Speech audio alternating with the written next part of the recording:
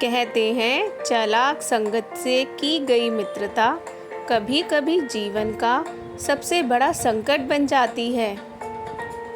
आज की कहानी मित्रभेद हमें सिखाती है, जिसमें शेर, सियार, कौवा और ऊंट की संगत ने जन्म दिया एक बड़ी विपत्ति को।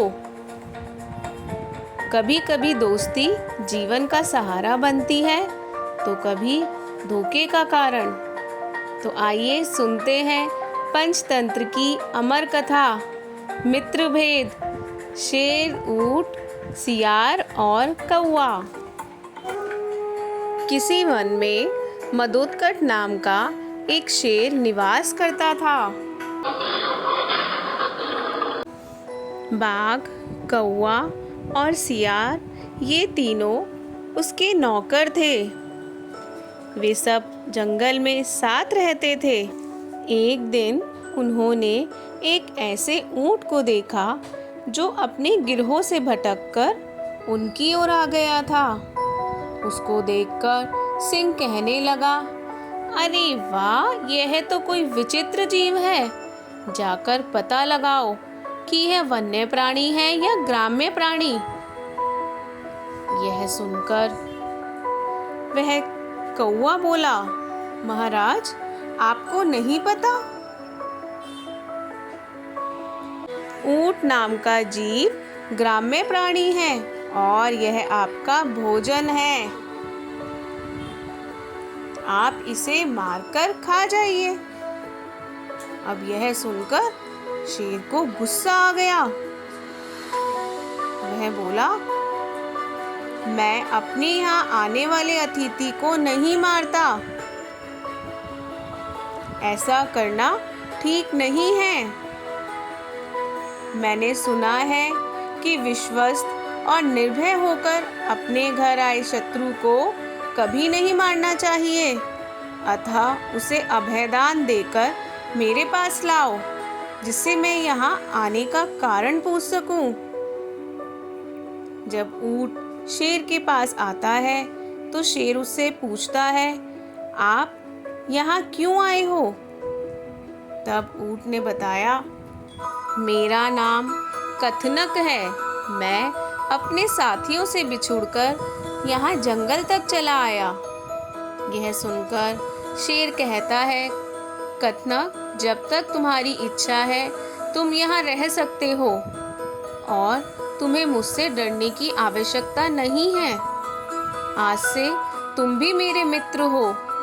मैं इस जंगल में तुम्हें शरण देता हूँ। उस दिन के बाद से कथनक भी जंगल में रहने लगा।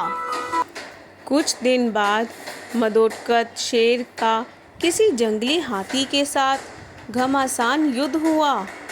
उस हाथी के मूसल के समान दांतों के प्रहार से वह शेर अधमरा हो गया, किंतु किसी प्रकार जीवित रहा और चलने फिरने में भी अशक्त हो गया।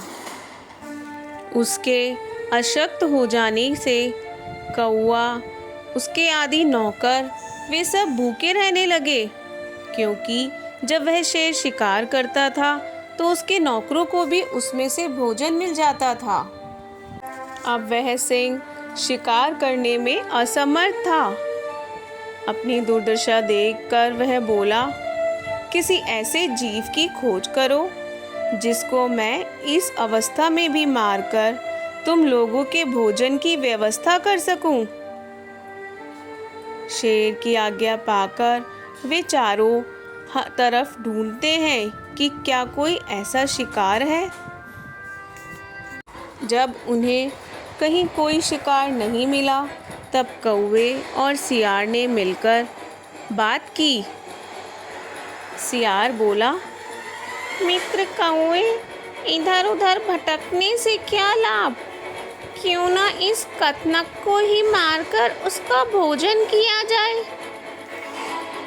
सियार सिंह के पास गया और कहने लगा, स्वामी, हमने सारा जंगल छान मारा, किंतु हमें कोई ऐसा पशु नहीं मिला जिसको हम आपके ला सकें और आप उसे मार सकें।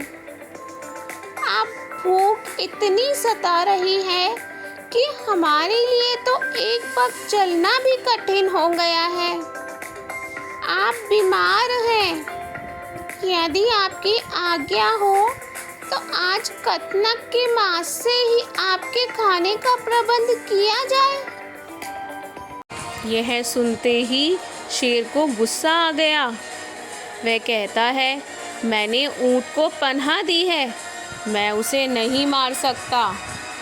लेकिन सियार अपनी मीठी मीठी बातों में शेर को फंसा लेता है और अंत में शेर कहता है, ठीक है, जाओ उसे बुलाओ। यह सुनते ही वह सियार अपने साथियों को बुलाकर कहता है, सब सुन लो, अब हम ऊँट को बुलाएंगे और ऊँट के सामने महाराज से कहेंगे कि वे हमें अपना भोजन बना ले, क्योंकि हम उन्हें इस पीड़ा में नहीं देख सकते। और फिर महाराज हमें कोई ना कोई कमी बताकर खाने से इनकार कर देंगे। और जैसे ही कतनक कहेगा, ठीक है महाराज, आप मुझे ही खाकर अपनी भूख शांत कीजिए, उस समय महाराज आप उसे मना मत कीजिएगा, यह सबसे अच्छा रहेगा। यह सुनकर राजा कहता है, ठीक है, तुम लोग कतनक को मेरे पास लेकर आओ। राजा की आज्ञा पाते ही सियार ने सबको बुला लिया। अब शेर पूछता है, क्या तुम लोगों को कोई भोजन मिला? यह सुनकर सियार बोला, महाराज, हमें कोई भोजन नहीं मिला, किंतु यदि आपको ज़्यादा भूख लगी है तो कृपया आप हम में से किसी को भी खाकर अपनी भूख मिटा सकते हैं। यह सुनकर वह शेर बोला, किसी का आकार छोटा है तो किसी के तेज़ नाखून हैं और किसी की देह पर घने बाल हैं, मैं किसी को भी नहीं खा सकता। अब अंत में बेचारे सीधे साधे कतनक ऊँट ने जब यह देखा कि सब सेवक अपनी जान देने की विनती कर रहे हैं तो मैं भी पीछे नहीं रह सकता। उसने सिंह को प्रणाम करके कहा, स्वामी, ये सभी आपके लिए अनमोल हैं। किसी का आकार छोटा है, किसी के तेज़ नाखून हैं और किसी की देह पर घने बाल हैं, इसलिए आप इनको नहीं खा सकते। आज आप मेरे शरीर को खाकर ही अपनी भूख मिटाइए। कतनक का इतना कहना ही था कि बाघ, सियार सब उस पर झपट पड़े। बस फिर क्या था, भूख से पीड़ित सिंह, बाघ आदि सब ने उसे तुरंत चट कर डाला। इसीलिए महापुरुषों ने कहा है कि धूर्तों के साथ जब भी रहें तो पूरी तरह चौकन्ना रहें और उनकी मीठी मीठी बातों में बिल्कुल ना आए। विवेकहीन तथा मूर्ख स्वामी से भी दूर रहने में ही हमारी भलाई है और हमेशा हमें अपने मित्र सोच समझकर बनाने चाहिए।